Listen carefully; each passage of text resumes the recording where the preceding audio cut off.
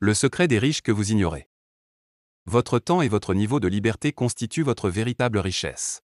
En y réfléchissant, on aboutit à la conclusion suivante. L'argent ne représente qu'un instrument vous permettant d'emmagasiner votre temps. Il vous sert à stocker la richesse que vous accumulez au fil du temps. L'objectif est de pouvoir à terme l'utiliser afin de mener à bien un certain nombre de projets. La réalisation de vos rêves et de vos aspirations profondes devrait, idéalement, représenter l'aboutissement de cette quête économique. Au fil du temps, les individus partout dans le monde se sont détournés de l'argent véritable au profit de la monnaie. La monnaie, bien que la plupart des gens n'en aient pas conscience, tel un faux prophète, vous détrousse insidieusement de vos actifs les plus précieux que sont le temps et votre liberté. Lorsque des journalistes interrogent des individus à propos de leur pouvoir d'achat, la majorité affirme que les prix augmentent, que leur pouvoir d'achat s'érode depuis plusieurs années. Ils constatent aussi une accélération exponentielle de ce phénomène depuis quelques mois. Ils affirment que quelque chose ne tourne pas rond avec le système financier mais ne parviennent pas à comprendre et expliquer précisément d'où vient le problème.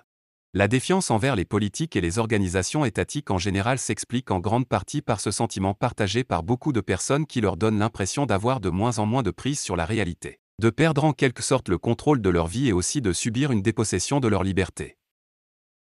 Même si cela s'exprime parfois de façon irrationnelle, néanmoins ces réactions sont dictées par une réalité objective. Aujourd'hui, le monde dans sa globalité subit une crise financière majeure, bien plus grave que celle de 1929. Il n'y a pas de précédent historique. Elle surpasse par son ampleur, son caractère global et mondial, la rapidité avec laquelle elle se propage, tout ce que le monde avait connu jusqu'à présent. Dans ce contexte marqué par un conflit armé majeur qui impacte le monde entier et plus particulièrement l'Europe, par un risque important d'une période d'hyperinflation et par l'émergence d'une économie de la connaissance, c'est-à-dire que votre rémunération ne dépend plus dans une très large mesure de votre travail mais des connaissances que vous êtes en mesure de générer. Le meilleur investissement que vous puissiez faire consiste à améliorer votre propre éducation, accroître votre niveau de compétence dans des domaines qui vous passionnent et pour lesquels il existe un marché de clients enthousiastes et avides des offres irrésistibles que vous serez en mesure de leur proposer. Je vous conseille aussi de vous former dans les domaines de l'argent, de la finance, de l'investissement et d'acquérir les rouages du fonctionnement de l'économie.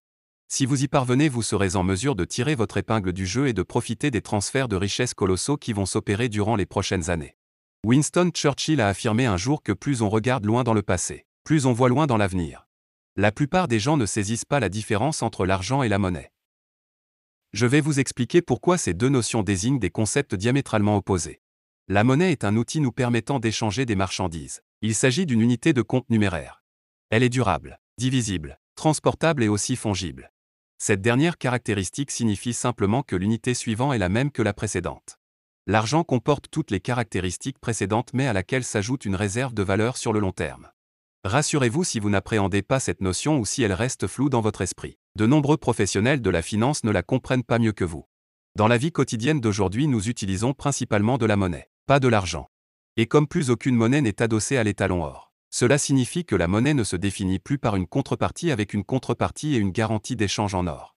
Dans le système d'étalon or, l'or constitue une monnaie internationale, qui sert au règlement des échanges et comme instrument de réserve pour les banques centrales des pays qui l'ont adoptée.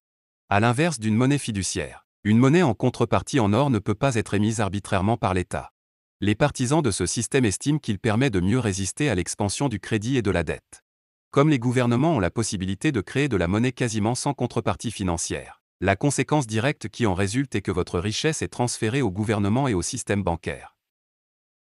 Les gouvernements et les banquiers affectionnent particulièrement les monnaies papier car elles leur confèrent le pouvoir de vous détrousser avec beaucoup de facilité de vos richesses en manipulant la masse monétaire. Ils détestent que l'or et l'argent ne soient utilisés comme des monnaies car ils n'ont pas la possibilité d'accroître leur quantité à leur guise. L'or et l'argent sont les instruments idéaux afin de disposer d'une monnaie idéale. En effet, ces deux métaux ont toutes les caractéristiques leur permettant d'assurer ce rôle. En premier lieu, ils permettent des échanges faciles car ils emmagasinent une grande quantité de valeur dans un espace réduit. Ensuite, ils représentent une unité de compte. L'or et l'argent pur ont la même valeur quel que soit l'endroit dans le monde où vous vous trouvez. Ainsi, une once d'or a la même valeur à New York, à Paris, à Montréal ou bien encore à Tokyo. Les Gaulois ont accumulé d'énormes quantités d'or durant plusieurs siècles. En effet, ils ont mis au point au fil du temps des techniques d'extraction du minerai aurifère d'une efficacité redoutable. Les écrits des auteurs grecs romains font référence aux richesses aurifères de la Gaule. Ces riches ont suscité de l'envie et des convoitises. Lors de la défaite de Vercingétorix à Alésia en 46 avenue J.C., les Romains ont convoyé jusqu'à Rome de lourds chariots chargés de ce métal précieux. Il y a 5000 ans, les Égyptiens utilisaient eux aussi de l'or lors de leurs échanges commerciaux. Ce métal précieux accumulé au fil des millénaires est toujours à notre disposition de nos jours. L'or et l'argent ne se corrodent pas.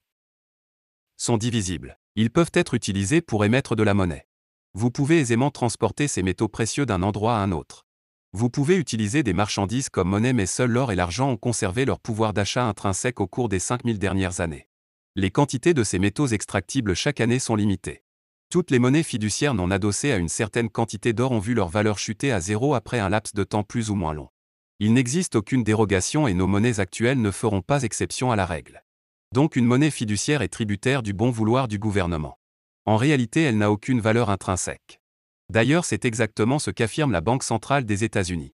Néanmoins, le commun des mortels vous traitera de fou si vous lui affirmez que de l'argent est créé à partir du néant, que l'argent qu'il détient n'est garanti par aucune contrepartie. Selon une définition communément admise de ce qu'est l'argent, il doit avant tout assumer son rôle de réserve de valeur. En l'occurrence, on ne peut pas vraiment dire que le dollar papier possède les caractéristiques de l'argent. Effectivement, il a perdu 95% du pouvoir d'achat qui lui est associé depuis 1913.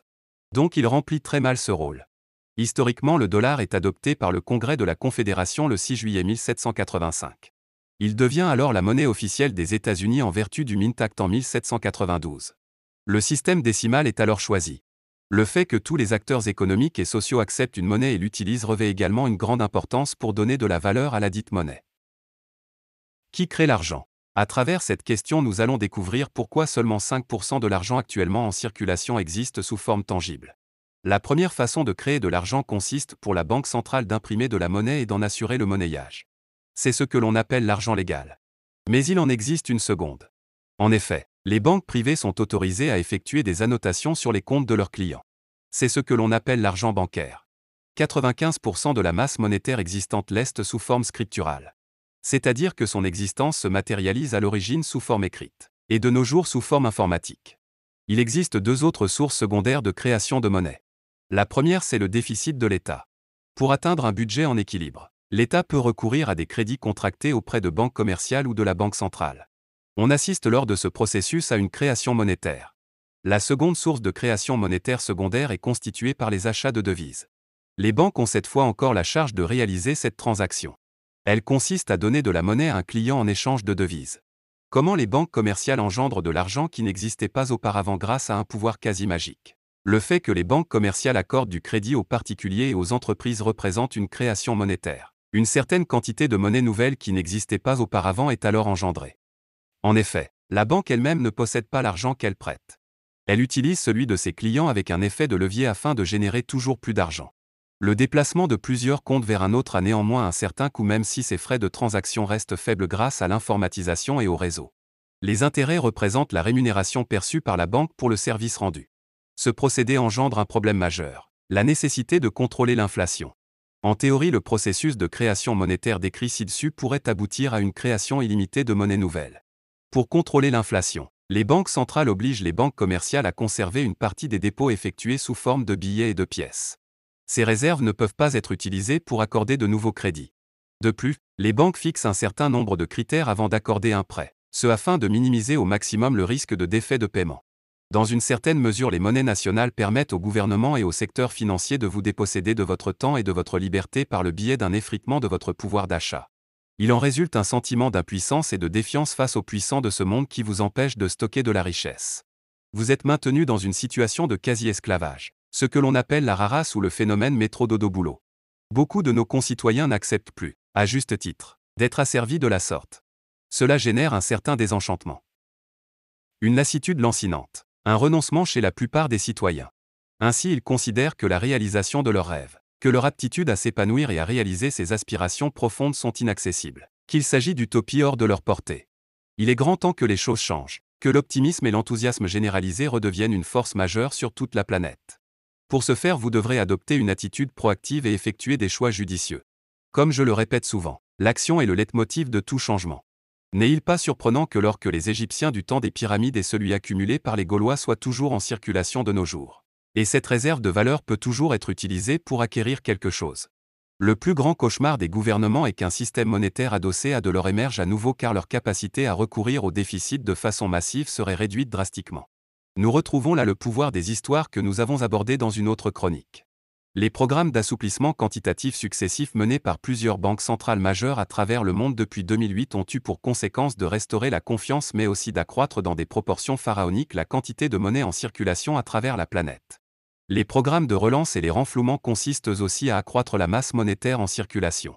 Cette situation est mondiale. À plus ou moins brève échéance, tout le globe sera impacté même si certaines régions le seront plus rapidement que d'autres. Actuellement, on assiste à une augmentation exponentielle de la masse monétaire en circulation aux États-Unis. Il ne sera pas possible d'enrayer le processus. Ce phénomène à l'échelle de la planète aboutit à des déficits faramineux. Jusqu'à présent, les États-Unis n'ont pas connu de période d'inflation dramatique du fait qu'une grande partie de la masse monétaire nouvellement engendrée a été exportée à l'étranger. Le dollar est encore aujourd'hui la monnaie de référence internationale. Les États-Unis ont dans une très large mesure exporté leur inflation à l'étranger. En échange, les Américains ont importé des marchandises à profusion. Cela représente une opportunité pour le peuple américain mais pendant un laps de temps limité. À un moment donné, ces dollars stockés à l'étranger seront rapatriés aux États-Unis. Et à ce moment-là, l'inflation exportée sera également de retour par un effet boomerang. Une réaction en chaîne va alors se mettre en œuvre, aboutissant à une perte massive de la valeur du dollar. Et ce phénomène sera d'autant plus difficile à conjuguer du fait de l'émergence de la Chine en tant que puissance mondiale majeure sur le plan économique. Nul ne sait combien de temps le système actuel va perdurer mais le processus que je vous ai décrit va se produire un jour ou l'autre. On ne sait pas si ce sera à une échéance de quelques années ou plusieurs dizaines d'années. Mais on est sûr qu'il se produira.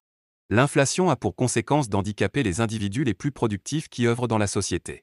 Cela ruine les épargnants, du moins ceux qui n'ont pas su ou pas été en mesure de s'en prémunir. Par conséquent, il s'avère indispensable et stratégique de mettre en œuvre une stratégie destinée à garantir votre pouvoir d'achat sur le long terme. Pour ce faire, vous devez investir une partie de vos économies en or et en argent. Je vous expliquerai comment procéder sans que vous soyez obligé de détenir physiquement ces métaux précieux.